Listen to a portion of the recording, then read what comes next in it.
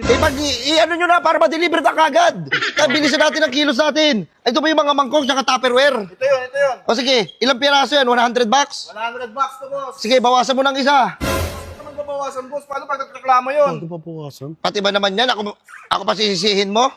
Palibasa kasi, boss, hindi ikaw yung pinupuntahan. Gawan mo na lang ng paraan. Basta bawasan mo ng isa. Tayo dyan. At saka pag pinuntahan ka, magpanggap ka na tulog. Hindi nga ako marunong magpanggap na tulog. Pati ba naman yun? Iaasa nyo sa akin. Anak naman kayo ng teteng naman, no? Boss, pwede Baka mag- sa akin, boss! Oy, boss! Boss! Boss, good afternoon, boss. Good afternoon. Welcome po sa Cargo, boss. Ayun, cargo, boss. Ito nga, tama nga ako napuntahan. Ito ba, boss, yung nag-import China to Philippines? O ito, boss, yung murang importation ng mga products. Ito nga yun, tama yung napuntahan ko, boss. Boss, kahit anong products ipa-import mo sa amin, mura mong mapapadala dito sa Pilipinas. Ayun, ito nga yun, boss. Ganyan katindi ang cargo, boss. Boss nga pala, ba't yun nakapasok dito, boss? Boss, Yung mga guard doon, ah. Oo, boss, ayaw naman sagutin yung tanong ko. Hindi, Kawatan? Oy, Kawatan! wait lang, boss, mga busy kasi sila. Naghanap ako, sabi daw, dito daw ako magtanong. Ayun, dito ako nagtanong. Boss, wait lang, papakilala mo na ako sa'yo, boss. Boss, Ay, anong pa? manager ako dito, boss. Ako si Mr. Ben. Ha? Mr. Ben, kaya picture mo, boss, parang hindi ikaw yan, boss, ha? Ang matured mo sa picture, ha? Eh, boss, si Mr. Ben, yung cartoons. Mr. Ben, Mr. Ben. Ay, ito yung name ko, eh. Ano ba pakialam, boss? Ano ba? Ba't ka pala nandito? Magtatayo sana ako, boss, ng business, oh. May plano mo Magbi-business ka na. Tapos, pupunta ka dito sa cargo, boss, para ma-import. Galing to ma-import. China to Philippines. China to Philippines, May products ka na. Sige, bibigyan ka to products. Ito mga peking relo. Boss, wait lang, boss. Huwag mo muna isulat. Tayo ko nag-decide para sa akin, eh. Ano ba? Meron na akong store. Actually, napatayo ko na. Pati may logo na rin ako doon.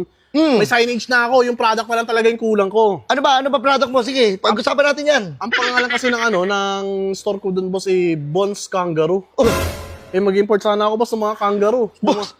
Ano Hindi ba? kangaroo, yung mga malalaki muscle. Boss, hindi pwede pa ma-import ng mga animals, boss. Mga makukulit sa mga biyahe yan. Saka matitigas sa mga ulo niyan. Sorry, boss, hindi ko naman alam, eh. Boss, mga living things, hindi pwede. Mga products tayo, boss. Bawal, boss, yung paborito ng pamangkin ko yun. Boss, wala akong pakialam kung paborito ng pamangkin mo yan.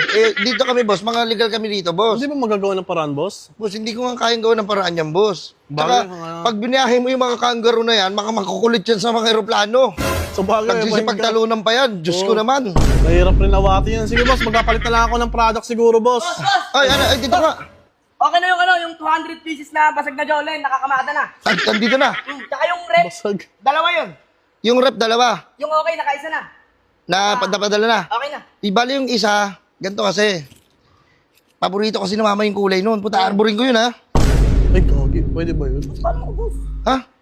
Itubin lang. Sasalisi ka din? Sige, iwan mo yung rep doon, tapos yung oven nandun sa taas. Ipapadala ko ngayon, mga 2 minutes, andyan na yan. O sige, antay mo ako doon. Boss, ito na ako, boss. O sige. Boss, wait. Boss, tama ba yung narinig ko, boss? Ano yun, boss? Pinapaiwan niyo yung deliver ng tao yun, di ba? O ano naman? Pina-import yun. Ba't pinaiwan niyo isa? Alis na lang ako, boss. Ang Uy, wait pangit lang. ko ito. Ha? Wait lang, ba't yung alis? Boss, nag-ano kayo, boss, eh. Bawal yung ginagawa niyo. Inside job yan. Bakit? Magsasalita ka ba? Magsusumbong ka ba? Hindi naman. Para kasi- mabawag ako dito sa trabaho ko na pinaghirapan na matagal?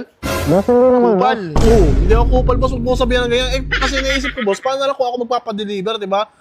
Pabawasan mo rin. Ba't yung babawasan? Hindi naman sa akin yun. Hindi ko gagawin yung hindi para sa akin. Hindi ako naniniwala. Hindi ako naniniwala, loko. Hindi, boss. Ano ba? Ayaw mo na. Hindi naman ikaw yung kukuhanan eh. O sige, hindi naman siguro. Boss, ano ba? Ano bang mga ipapa-import mo? Magpapalit na lang siguro ako ng product, boss. Oo, boss. Gawa Huwag yung ng- kangaroo, boss. Oo. Ganito na lang, boss. May naisip kasi ako mga business sa utak ko. Mga nalista ko to dati pa. Nung bata pa ako, gusto kong maging business eh. Ano? Bala ko magpalaganap ng peking ginto. Boss. Bakit, Ba't boss? peking ginto? Boss, mga illegal... Hindi kami illegal dito, boss. Mga legal kami. Ay, mura. Ayun lang kasi mga kamura ko, boss eh. Sa peking ginto lang talaga eh.